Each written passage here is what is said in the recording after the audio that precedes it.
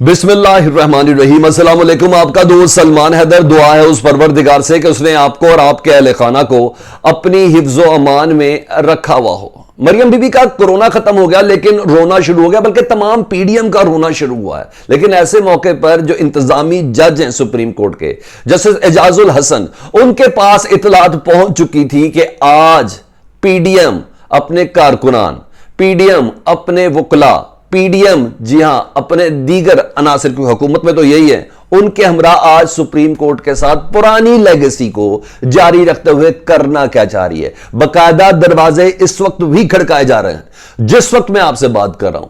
तमाम गैर मुतल्लिका अफराद अंदर जाने की कोशिश करें क्योंकि आज उन्होंने हर हाल में सुप्रीम कोर्ट को दबाव के अंदर डालना है। एक एक शख्स ने, मरियम बीबी हो, मौलाना फजलुर रहमान हो, बिलावल भुट्टो हो, मक्सी साहब हो, इन तमाम के तमाम ने यह चीज अपने दिमाग के अंदर रासिख कर ली है कि मौजूदा हुकूमत शायद अगले 5 से 10 साल के लिए इनकी जिंदगी की आखिरी हुकूमत है, क्योंकि इमरान खान मुकम्मल तौर पर ना सिर्फ इनके दिमाग पर, इनके हवास पर छाया हुआ है। अगले 5 से 10 साल के लिए यह पाकिस्तान एज अ रियासत अगर उसको कोई लीड करेगा तो वो इमरान खान करेगा। इसी वजह से बार बार दावत फिक्र दे रहे हैं, बार बार इंदिया दे रहे हैं। ये वो अफराद है जो कहीं ना कहीं खुद सजा याफ्ता होने के बावजूद रिलीफ ले रहे हैं। कुछ डिटेल्स है मेरे पास, वो आपको बताना। और आज जब अदालत फैसला दे देगी परवेज इलाही साहब के हक में, या जो भी फैसला अदालत दे देगी, उसके बाद का लाएअमल तैयार हो गया, वो मेरे पास पहुंच चुका है जी। ये आज पहले वैसे ही आज सेकंड फेज है। इस सेकंड फेज के बाद इन्होंने क्या करना है ये कोई और नहीं, ख्वाजा आसिफ ने खुद बता दिया है। उसकी डिटेल आपको बता दो तो सारी चीजें तमीज कम, तो ताकि वो तमाम चीजें आपके सामने रख दूं जी। मैंने आपको बता दिया जी, ये वो प्रेस कॉन्फ्रेंस कर रहे थे जिन्होंने खुद भी अदालती रिलीफ ली हुई थी।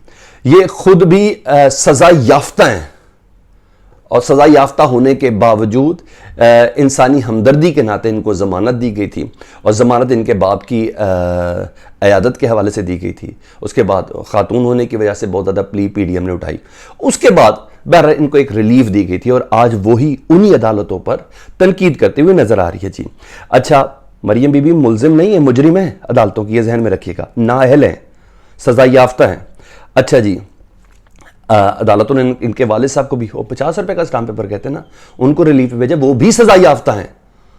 ये वही अदालतें हैं जिनको आज, क्योंकि पहला फेज है, अभी इसके बाद मेरी बात लिख लीजिएगा, इन्होंने पूरा नंगा होकर आना एस्टेब्लिशमेंट के खिलाफ। ऐसे नहीं होना है, अभी तो नेक्स्ट स्टेप है। अभी देखे तो सही इनके दिमाग में क्या, अभी आपको बताता हूं क्या क्या चल रहा है इनके दिमाग में जी। अच्छा जी, पुराना सारा मलबा भी मरियम बीबी ने ना अपनी गलीज जुबान की वजह से अदलिया पे भी डाला, अभी अदलिया पे डाला, अभी बाकी भी डालेंगी। मरियम बीबी क्या कह रही है जी, वो सुन लें जी। और अपने और उनके वालिद के ऊपर जिस किस्म की कन्विक्शन है ना, ये तमाम इल्ज़ामात बॉन्डे अपने ऊपर ही लगाई जा रही हैं जी। उन्हें कहा ये बेंच फिक्सिंग हुई है। अल्लाह अकबर, इससे बड़ा कोई हमला है? अदालत क्या कर सकती है वो मैं बाद में बताऊंगा। उन्हें कहा मैच फिक्सिंग नहीं, ये बेंच फिक्सिंग हुई है। सुप्रीम कोर्ट के चीफ जस्टिस को फिक्सर बोला गया है कि वो किसी कीमा पर फिक्स हुए हैं नून लीग के खिलाफ। ये बहुत बड़ी तौहीन अदालत है। उन्होंने कहा मैच बेंच फिक्सिंग हुई है, ये इल्जाम। उन्होंने कहा आज मुल्क की हालात की जिम्मेदार अदलिया है। ये मरियम बीबी अपने प्रेस कॉन्फ्रेंस में कह रही, पिछला गोलगप्पा डाल रही हैं कि अगर जो मुआशी इशारे चल रहे थे, अगर नवाज शरीफ को ना निकाला जाता तो आज मुल्क की हालत न होती। अदलिया ने आज पाकिस्तान को इस जगह पर पहुंचा। अदलिया ने पनामा पेपर्स लेके आई थी ना, अदलिया ने इनकी करप्शन, जो एक ढेला भी कोई साबित कर ले, अदलिया ने इनको कहा था ना कि मेरी लंदन तो क्या पाकिस्तान में भी कोई प्रॉपर्टी नहीं है। अदलिया इनका कैलबरी फॉर्म लेके आई थी ना, सब कुछ अदलिया ही कर रही थी। वो कह रही है कि आज अदलिया ही जिम्मेदार है इन हालात की। वो ने कहा सारा प्रेशर डाल दो जी अदलिया के ऊपर, फुल प्रेशर डालने की कोशिश की जाए। लेकिन अदलिया को भी बहुत, ऐसे थोड़ी है चीफ जस्टिस बने हुए, ऐसी थोड़ी सुप्रीम कोर्ट की आला अदालत के अंदर ये जजेस हैं। इनकी नर्व्स, ये प्रेशर टैक्टिक्स झेलने की इनको आदत होती है, तो पूरी ट्रेनिंग हुई होती है, क्योंकि इसके आगे तो अंधेरा होता है। इसके बाद क्या है, रिटायरमेंट ही है ना, तो वो है। अच्छा, इसके अलावा अगली बारी के हवाले से उनको निहायत मायूसी नजर आई। मैं एक एक चीज पे एक एक घंटा बोल सकता हूं मरियम बीबी के, लेकिन मैंने अभी बोलना नहीं है, टाइम थोड़ा, मैंने बाकी चीजें। बिलावल भुट्टो जरा ले लेना जरा सामने। उन्हें कहा 3 शख्स मुल्क की किस्मत का फैसला नहीं कर सकते, लाहौल वाला कुवत है। आला अदलिया के चीफ जस्टिस समेत जजेस साहिबान को आप शख्स इंसान कह के मुखातिब कर रहे हैं, नोटिस ले सकती हैं। अच्छा जी, कुछ लोगों को जमहूरी निज़ाम हजम नहीं हो रहा, ये सुप्रीम कोर्ट को कह रहे हैं कि इन्हें ये जमहूरी निज़ाम हजम नहीं हो रहा। ये धमकी दे रहे हैं सुप्रीम कोर्ट को कि अगर आपने हमारे हक में फैसला नहीं दिया तो ये सारा निज़ाम हम लपेट देंगे। बिलावल भुट्टो साहब ये कह रहे हैं, क्योंकि वालिद की रिलीफ का मामला है, इनकी फुप्पो की रिलीफ का मामला है, इनके चाचूस की रिलीफ का मामला है। जी हां, वो ये धमकी दे रहे हैं। आज देखे तो कहां से आए बिलावल भुट्टो। सिंध का हाल देख लें, बारिश का हाल देखें, अभी तक वो 2 माह की बच्ची की गंदे नाले से लाश नहीं मिली है। वो पंजाब का फैसला इस्लामाबाद में करने सुप्रीम कोर्ट में प्राइम मिनिस्टर सेक्रेटेरिएट में बैठ के, ये सजा याफ्ता लोग, कन्विक्टेड लोग, मुल्जमान, नैब याफ्ता लोग, ये प्राइम मिनिस्टर सेक्रेटेरिएट के अंदर बैठ के कर रहे हैं।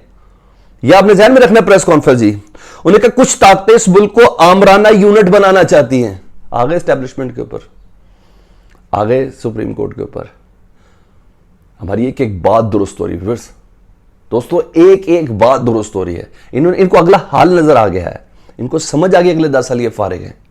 तो स्केपगोट तो लेनी है ना, कोई सियासी जिसे कहते हैं ना मुशगाफियों से तो बात नहीं बननी, कुछ ना कुछ तो इन्होंने ऐसा करना है जिसकी बिना पर ये बाहर निकल सके, अवाम के सामने कोई निकल सके। 17 तारीख को अवाम भी बता चुकी है। अब जरा खालिद मक्सी ने आखिर में फजलुर रहमान लेता हूँ जी। खालिद मक्सी साहब क्या कहते हैं, यार कमाल आदमी है यार, इसके मुंह में जो आए बक देता, पता ही नहीं है, कोई ट्रेनिंग ही नहीं है। उन्हें कहा फैसला कर ले, मार्शल लॉ लगाना है तो लगा दें। ये क्या कह रहे हैं, ये फैसला कर ले, किसको कह रहे हैं ये फैसला कर ले, मार्शल लॉ लगाना है तो लगा लें, ताकि हम भी रातों को जागना बंद करें। सब दस्तार बांध लेते हैं, आइए फिर लड़ लेते हैं आपस में। ये जजों को धमकी दे रहे हैं कि अगर हमारे हक में फैसला नहीं किया तो आप लोगों भी नहीं रहना, मार्शल लॉ आ जाना है। ये खालिद मक्सी साहब बहुत बड़ी बसीरत है ना उनके पास सियासी, ये बहुत धमकी दे रहे हैं। एक बात बताऊं, इनको सूट भी यही करता है पीडीएम को मार्शल लॉ। पीडीएम को बड़े दावे से कह रहा हूं ऑन द रिकॉर्ड, इन लोगों को इस वक्त मार्शल लॉ सूट करता है, क्योंकि अगले 10 साल के लिए ये लोग फारिग हैं। इमरान खान ने आना है, 2/3 मेजॉरिटी लेनी है, उसने तमाम सिस्टम और जो कवानीन है उसने उस सूरत के मुताबिक करने हैं जो पाकिस्तान की एक फलाई रियासत के तौर पर हो सकते हैं। वो 2/3 मेजॉरिटी के बगैर नहीं है। मुझे तो हालात क्लीन स्वीप के नजर आ रहे हैं, तो इनको भी तो पता चल रहा है ना। 17 ये जितना मर्जी के लिए 15-20 नशिस्तें पीटीआई की थी तो 15 में ये ले गए, नहीं ऐसा नहीं है। वो 20 नशिस्तें आजाद उम्मीदवारों की थी, उनका मैंडेट पीटीआई लेके गई। उसके बाद इनको पीछे नून लीग की सपोर्ट और 12 जमातों की सपोर्ट थी, ये उनके कैंडिडेट थे, उनका मैंडेट लेके गई। इमरान खान ने 12 जमातें प्लस आजाद मैंडेट को हराया। ये बात इस तरह क्यों नहीं समझ रहे? तो इनको इस वक्त मार्शल लॉ सूट करता है, क्योंकि मौजूदा हालात तो समझ आ गए में। तो ये जानबूझ के प्रोवोक कर रहे हैं अदलिया को, स्टैब्लिशमेंट को। ये चीज सुन लीजिए। अच्छा, पहला मैंने बोला मतलब मौलाना फजल रहमान सुना जी, फुल बेंच बताए। कल तो वो कह चुके हैं मैं इस अदलिया को मानते ही नहीं है, इन 3 जजेस को मानते ही नहीं है, ये कैसे इनके फैसले को हम नहीं मानेंगे। उन्हें कहा ऐसे हालात मत पैदा करें कि अवाम बगावत पर उतर हैं। ये किसकी धमकी, किस अवाम की बात कर रहे हैं जो बगावत पे आएगी? इनके पीछे आएगी। वो बगावत बताई है 17 जुलाई को अवाम ने, इन लोगों के खिलाफ अवाम ने बगावत बताई। ये जजेस को आज फिर धमका रहे हैं, ये जुडिशरी को आज फिर धमका रहे हैं। कल कह रहे हैं हम पिंडी में जलसे करेंगे, जीएचक्यू के बाहर, कल कह रहे हैं इस्लामाबाद में जलसे करेंगे, अपनी हुकूमत में होकर जलसे करेंगे, एहतजाज रिकॉर्ड कराएंगे। ये बहरहाल इस तरह चल रहा है जी। और भी सुन लें, इस तवील प्रेस कॉन्फ्रेंस के अंदर बहुत सी ऐसी चीजें थी, लेकिन अब अदालत पर डिपेंड करता है कि अदालत क्या करती है जी।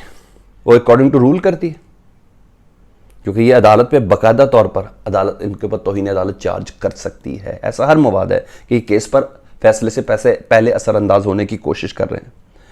अब ये देखना है कि अदालत अकॉर्डिंग टू लॉ चलती है तो तौहीन अदालत है, हम माफ़ी दे दें, नरम रवैया अख्तियार कर, इट्स एन अदर थिंग। अब मैं बताऊँ ये सारा रौला डाला क्यों था, कि क्यों नहीं इनको जाने दे रहे थे। जो अदालत ने इजाज़त बिलाखिर दे दी, क्या मामला था?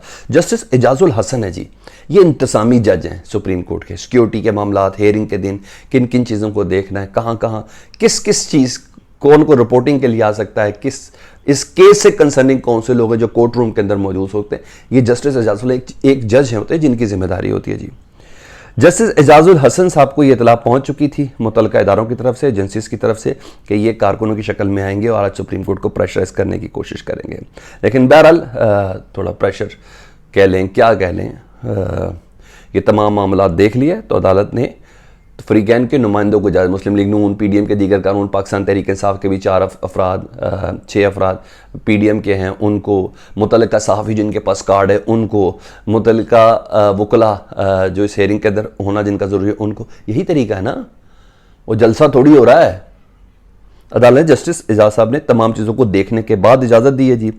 और इस वक्त जिस वक्त भी मैं आपसे बात करूँ तो इस वक्त सुप्रीम कोर्ट के दरवाज़ों को यूं झंझोड़ा जा रहा है। मरीम भी तो तराजू तक कह के गई कि तराजू अपना सही कर लें, इससे बड़ा कुछ नहीं हो सकती तौहीन अदालत। लेकिन बहरहाल ये हो रही है। दूसरी तरफ जी काफ लीग के 10 MP गवाही दे रहे हैं जी कि हमें चौधरी शुजात ने किसी किस्म का कोई खत नहीं लिखा, किसी किस्म की कोई डायरेक्शन नहीं दी। डायरेक्ट उन्होंने डिप्टी स्पीकर दोस्त मजारी साहब को उन्होंने फ़ोन किया और उन्हीं को ये ख़ास कासिद के तहत उनके हाथ खत भेजा है। हमें किसी किस्म की कोई डायरेक्शन नहीं दी गई, हमें पार्लिमानी लीडर की डायरेक्शन थी। हर लिहाज से केस उड़ रहा है आज जी।